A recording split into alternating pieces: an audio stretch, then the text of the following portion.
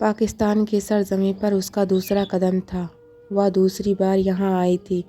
कहने को तो वह एक बार पहले भी यहाँ आ चुकी थी, लेकिन 15 साल पहले और आज में बहुत फ़र्क था। 15 साल होने वाले थे इस रिश्तों को जुड़े हुए, और अब शायद थोड़ा वक्त रह गया था उसे ख़त्म होने के लिए। गांव यहाँ से कितनी दूर है? वह गाड़ी में बैठते हुए उनसे पूछने लगी। तकरीबन 2 घंटे लग जाएंगे बेटा साईं। आप शॉपिंग कर लें, अपनी ज़रूरत का सामान ले लीजिएगा। जल्दी शहर वापसी मुमकिन नहीं होगी। अब तो शादी के करीब ही आना जाना होगा। किसी की शादी होने वाली है क्या घर में? कितना वक्त रह गया है शादी को? मेरा मतलब है मैं जल्दी वापस जाना चाहती हूँ। वह मुसलसल अपने चेहरे पर मुस्कुराहट सजाए हुए थी।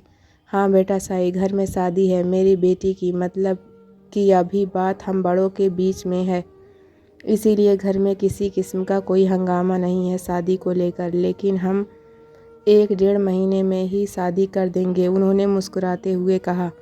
क्या मतलब है? क्या आपने अपनी बेटी से नहीं पूछा शादी के बारे में? हो सकता है वह भी शादी ना करना चाहती हो, और उसे दूल्हा पसंद भी है या नहीं, या बस ऐसे ही आप उसे ज़बरदस्ती। ना बेटा साईं, ज़बरदस्ती से कुछ नहीं होता। अपनी बेटियों की शादी हम वहाँ करते हैं जहाँ हमें मुनासिब लगे, और वैसे भी लड़का कोई गैर नहीं है, घर का ही है।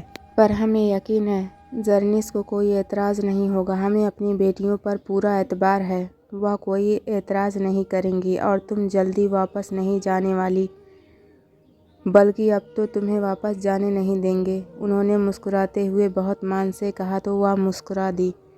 इस वक्त वह कोई बहस नहीं करना चाहती थी, क्योंकि उसे यकीन था जब वह धमाका करेगी तब उन्हें उसे वापस भेजने पर कोई एतराज़ नहीं होगा।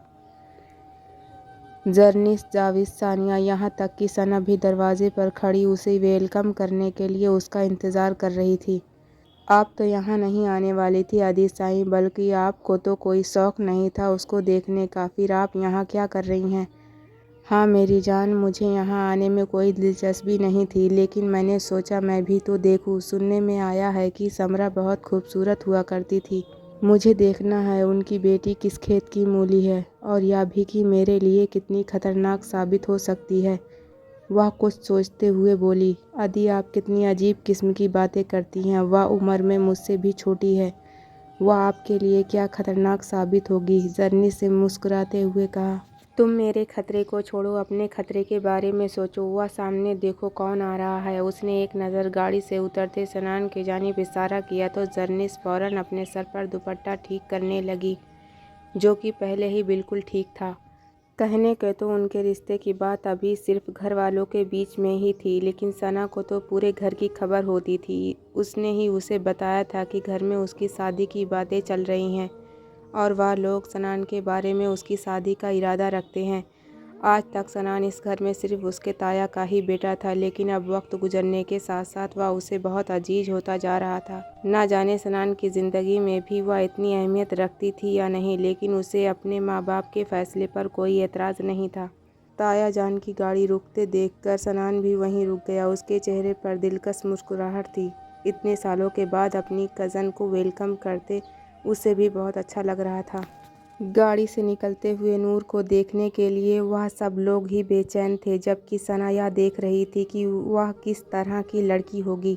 लेकिन उसकी सोच के बरखिलाफ उसने सादा कमीज सलवार पहनी हुई थी, साथ एक दुपट्टा भी था जो उस वक्त सिर्फ कंधे पर मौजूद था। वाह यार, मुझे तो लगा था यह पूरी मॉडर्न होगी, शॉर्ट स्कर्ट पहन कर आएगी, लेकिन यह तो बहुत डिफरेंट है। जर्निस ने सबसे पहले लब कुसाई की। सच कहूँ मैं भी यही देखने के लिए आई थी कि आखिर यह किस तरह से आएगी, लेकिन मेरी सोच यहाँ तक नहीं जाती, क्योंकि समरा उससे बहुत अलग थी। लेकिन कपड़ों से कुछ अंदाज़ा नहीं लगाया जा सकता। अम्मा साई उनके आगे खड़ी होकर बोली।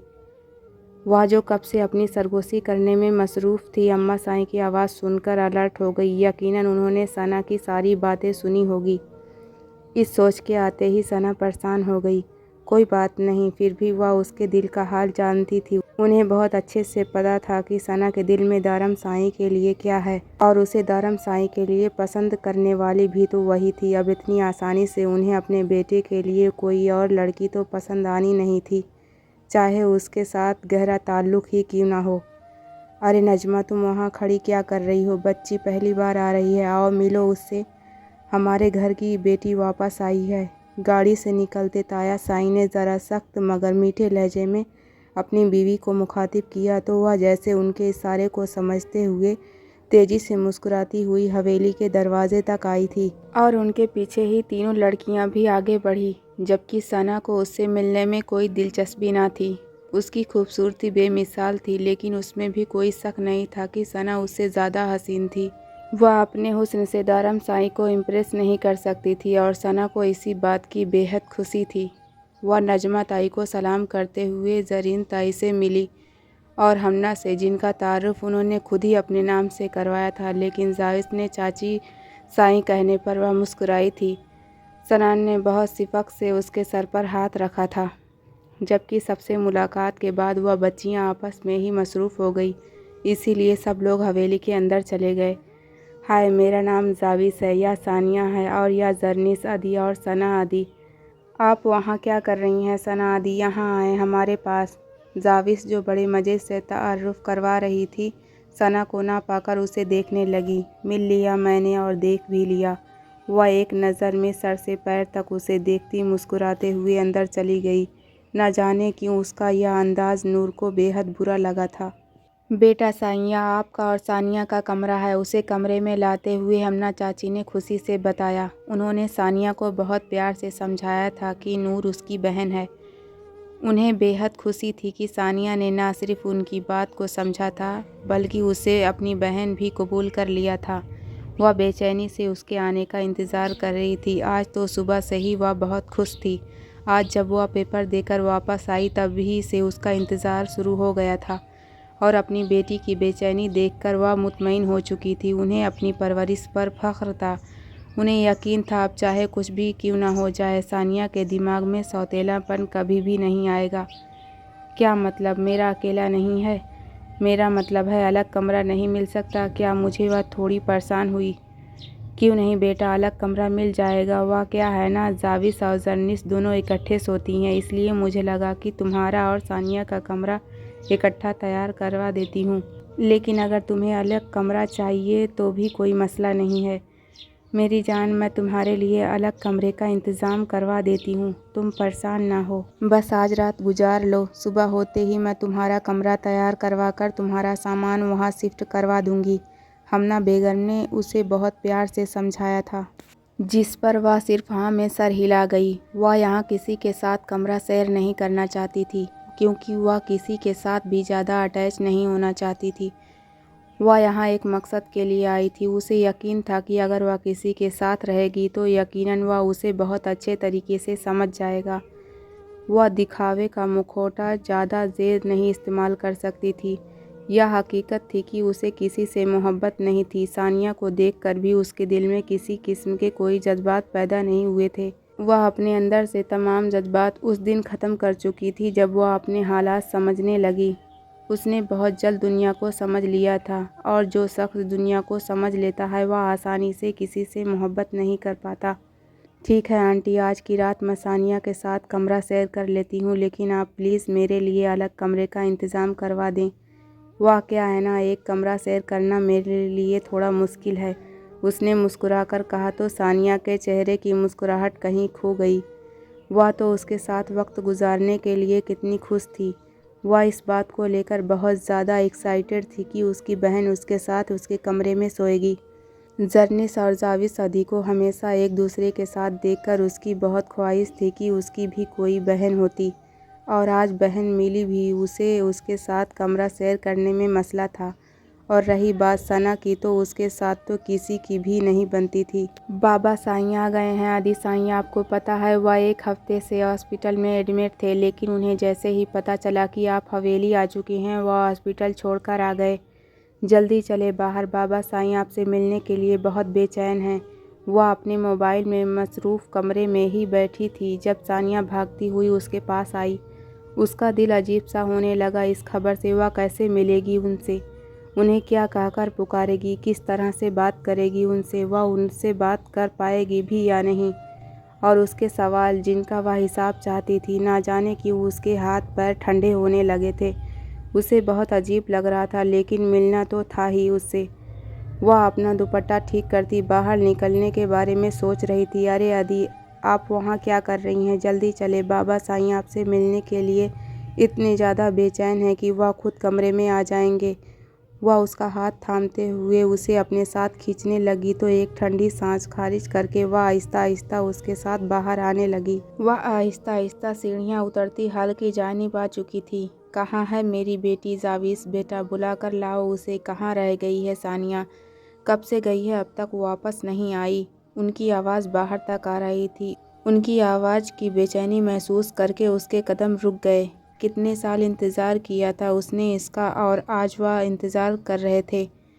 क्या उसे इंतज़ार करवाना चाहिए? वह बंद दरवाजे के बाहर रुकी गहरी सोच में थी, जबकि सानिया कमरे के अंदर खड़ी पीछे मुड़कर उसे देखने लगी, जो दरवाजे पर ही रुक गई थी।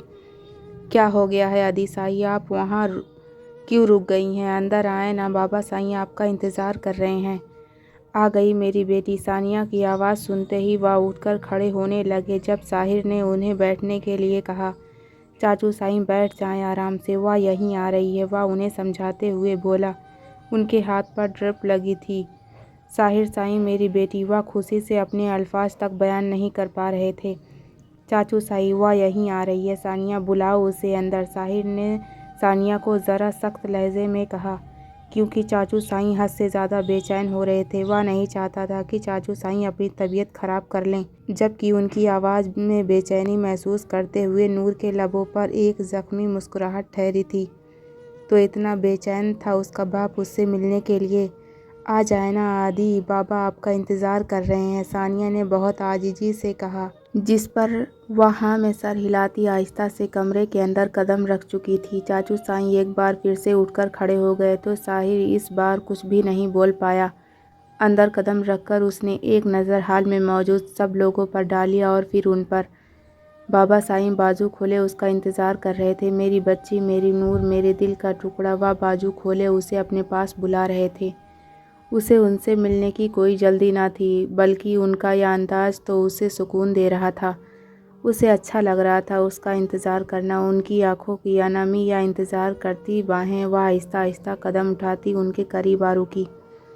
उनके करीब आने पर सबके चेहरे पर मुस्कुराहट आ गई थी। आखिर इतने सालों का इंतज़ार ख़त्म हो गया था।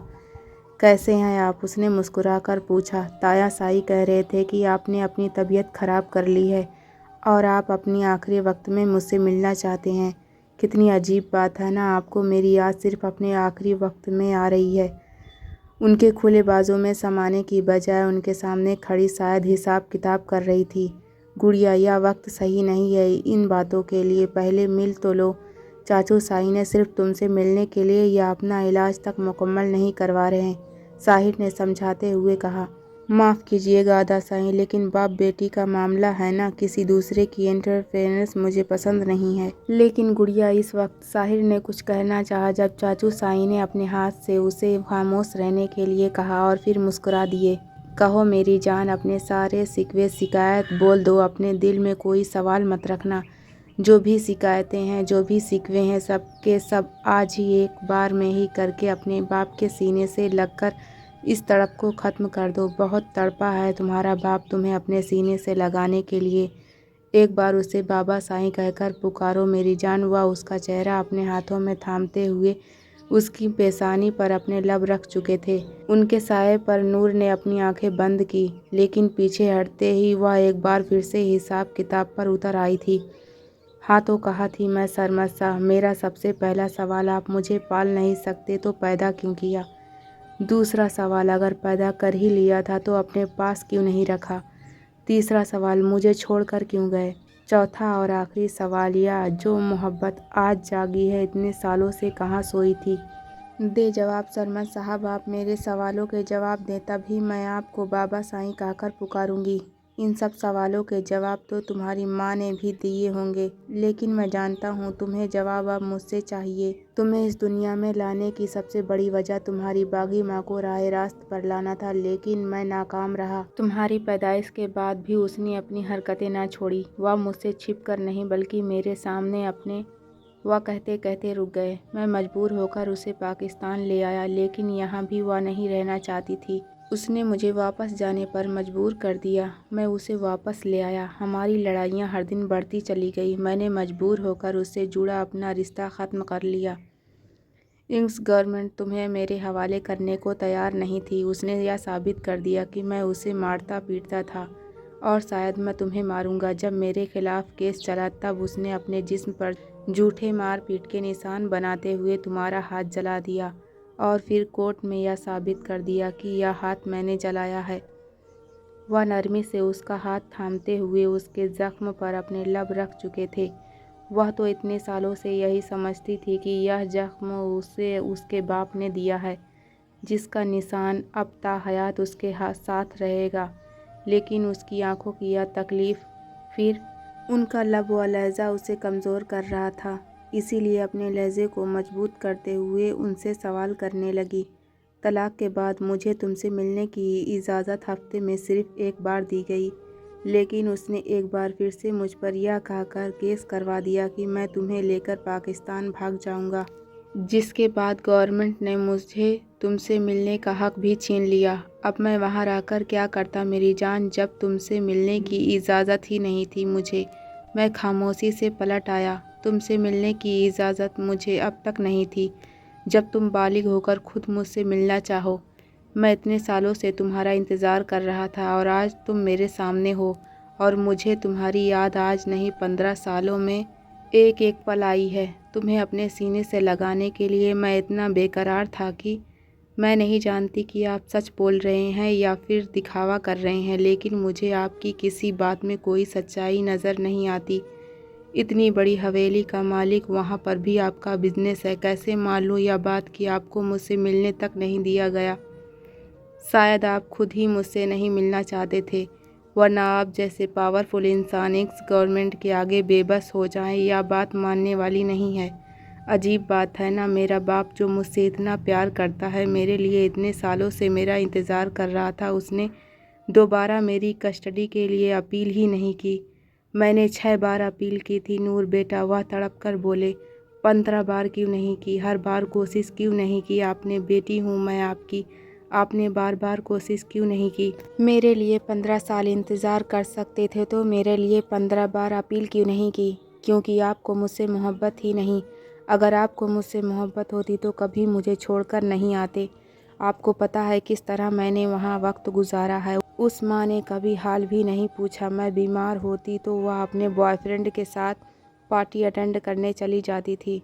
मैं रोती तो उसने कभी मुझसे मेरी तकलीफ़ की वजह नहीं पूछी, क्योंकि उसे मुझसे ज़्यादा अजीज़ वह शख्स था।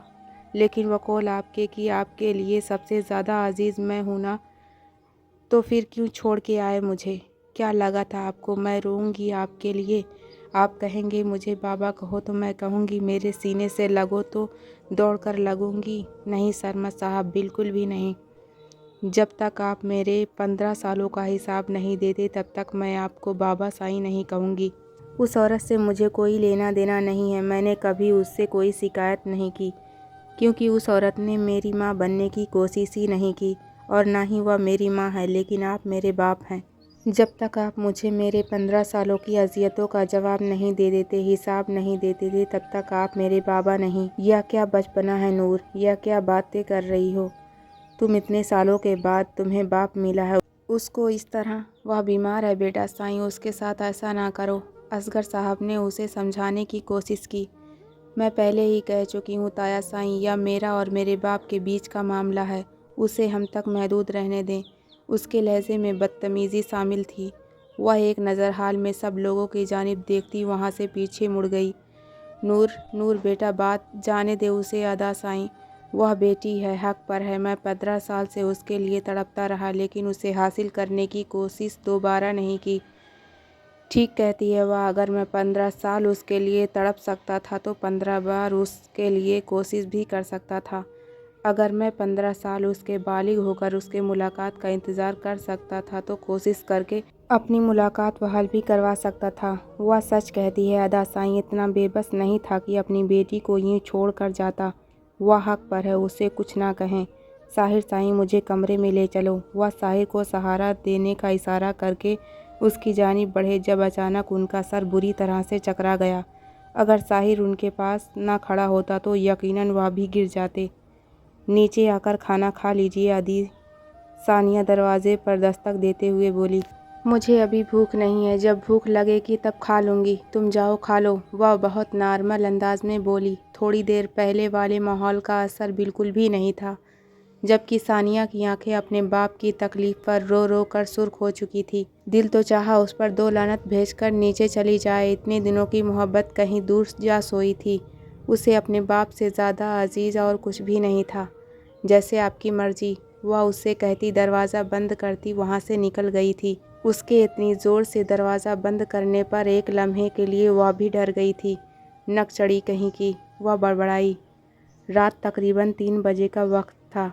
भूख से उसकी जान निकली जा रही थी। सानिया बेड पर आराम से सो रही थी। कमरे में आने के बाद उसने उसे बिल्कुल भी मुखातिब नहीं किया था। यकीनन उससे नाराज़ थी, लेकिन नूर को क्या फ़र्क पड़ता था। इस वाक़ये के बाद तो कोई भी उससे नॉर्मल नहीं रहा था। सानिया के बाद ज़रीन ताई भी आई थी उससे खाने का पूछने के लिए, लेकिन उनका अंदाज़ भी लिया दिया था। सानिया को एक नज़र देखकर वह अपना कंबल साइड पर करती उठकर कमरे से बाहर निकल गई। इस वक्त उसे अपने भूखे पेट का कोई ना कोई इंतज़ाम तो करना था। वह खाना खाने नीचे आ तो गई थी, लेकिन अब किस तरफ जाए समझ नहीं आ रही थी। एक तो यहाँ अंधेरा था और ऊपर से जानती भी नहीं थी कि किचन कौन सी साइड पर है। काश उसी वक्त खाना खा लेती। आगे कदम बढ़ाते वह खुद से ही बातें कर रही थी, जब अचानक किसी चट्टान नुमा वजीर से टकराई। अचानक किसी से टकराने से वह खौफ से चीखने लगी थी कि किसी का मजबूत हाथ उसके होठों पर रुका। इन्हें सरगोशी की थी। बाहर से आने वाली ज़रा ज़रा सी रोशनी और यह सरगोशी नुमा आवाज़ उसके चट्टान नुमा वजूद के साथ होठों पर रखा मजबूत हाथ। वह सिर्फ महसूस कर ही पा रही थी कि वह कोई आदमी है। घर का ही कोई आदमी होगा, या कोई मुलाजिम, या फिर कोई चोर। उसके दिमाग में बहुत सारी चीज़ें एक ही सोच से घूम रही थी। उसने आहिस्ता से उसके लबों से हाथ हटाया। उसकी उंगलियां बेहद नरमी से उसके लबों को छू रही थी। वह जानबूझकर ऐसा कर रहा था या सिर्फ इत्तेफाक था, नूर को समझ नहीं आया, लेकिन उसकी कमर पर मौजूद उसके हाथों की गिरफ्त अचानक बेहद सख्त हो गई। इससे पहले कि वह उससे दूर हटती, वह उसे खींचकर अपने बेहद करीब कर चुका था। उसकी गर्म सांसें और मोछों की चुभन वह अपनी गर्दन पर महसूस कर रही थी। उसने मजबूती से उसके कंधे को थामते हुए खुद से दूर करना चाहा। जब उसके होठों का लम्स अपनी गर्दन पर महसूस करके उसका दिल बेचैनी से धड़का। वह उसे दूर करने के लिए जद्दोजहद करने लगी, जबकि वह अपने होठों को उसकी गर्दन पर बेलगाम छोड़ चुका था। उसकी गिरफ्त बेहद सख्त थी। वह उसे खुद में कैद किए हुए था। कौन हो तुम? अपने आप को छुड़वाती चीख तक नहीं पा रही थी। तुम्हारा महरूम, तुम्हारा हकदार। उसके कान में सरगोशी हुई। उसका मज़ाहमत करता वजूद साकित रह गया था। दारमसा। उसने टूटे फूटे अल्फाज में एक नाम लिया था।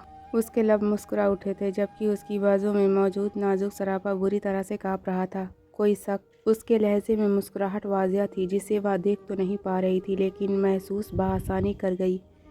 यकीनन उसके अल्फाज ने उसे बेहद खुशी दी थी, जिसके इनाम में वह उसे निशान दे गया था। दारम साइया, तुम हो यहाँ? पीछे अम्मा साईं की आवाज़ सुनते ही उसकी कमर पर उसकी गिरफ्त नर्म पड़ी थी। वह लम्हे में उससे अपना आप छुड़वाती वहाँ से सीढ़ियाँ चढ़ती ऊपर भाग गई थी, जबकि वह दिलकशी से मुस्कुराता हुआ अम्मा साईं की जानिब चला गया, जो अब तक उसका इंतज़ार कर रही थी। वह तेज़ी से फूली सांसों के साथ ऊपर कमरे में दाखिल हुई थी। वह खुद अंधेरे में सोती थी और ना ही उसने सानिया को उस कमरे की लाइट ऑफ करने दी थी। वह तेज़ी से कदम उठाती शीशे के सामने आई थी, जहाँ पर अपना सुर्ख खून झलकता चेहरा देख पहले तो वह परेशान हुई थी, लेकिन नज़र जैसे ही गर्दन पर गई, उसकी उंगलियां उसके गर्दन पर आ रुकी थी, जहाँ एक छोटी सी खून की बूंद थी। वह पहली मुलाकात में ही उस पर अपनी मोहर लगा गया था। वह उसे बता गया था कि वह किसकी है। बेशर्म इंसान, वह मुझे इस तरह से कैसे छू सकता है? उसकी हिम्मत कैसे हुई मुझे यूँ छूने की? इतना करीब कैसे आ गया? और मैंने उसे रोका क्यों नहीं? उसके सामने इस तरह से चुप क्यों करके खड़ी रही? क्या समझ रहा है वह मेरे बारे में? मैं ऐसी लड़की हूँ कि जिसका दिल चाहे मुझे छू सकता है? और या उसने एक बार फिर से निगाह आईने पर दोहराई तो निगाह चुराने पर मजबूर हो गई। वह उसे इस तरह से कैसे छू सकता है? बस यही एक सवाल उसके दिमाग में बुरी तरह से घूम रहा था। वह यूँ बिना मज़ाहमत उसके सामने क्यों खड़ी रही? उस तरह तो वह शेर हो जाएगा। नहीं दारमसा, नहीं, तुम मेरी मंजिल नहीं हो और ना ही मैं तुम्हें अपनी मंजिल बनने दूंगी। मैं यहाँ सिर्फ़ और सिर्फ प्रॉपर्टी के लिए आई हूँ। मुझे जैसे ही मेरा हिस्सा मिल जाएगा मैं यहाँ से हमेशा के लिए चली जाऊँगी। तुमसे और तुम्हारे ख़ानदान से मैं कोई ताल्लुक़ नहीं रखूँगी, कभी भी नहीं। अच्छी तरह से समझती हूँ मैं तुम लोगों को। तुम्हें लगता है कि मैं तुमसे शादी करूँगी तो ऐसा कभी नहीं होगा। तुम ना तो मेरे हकदार हो और ना ही मैं तुम्हारी मलकियत हूँ।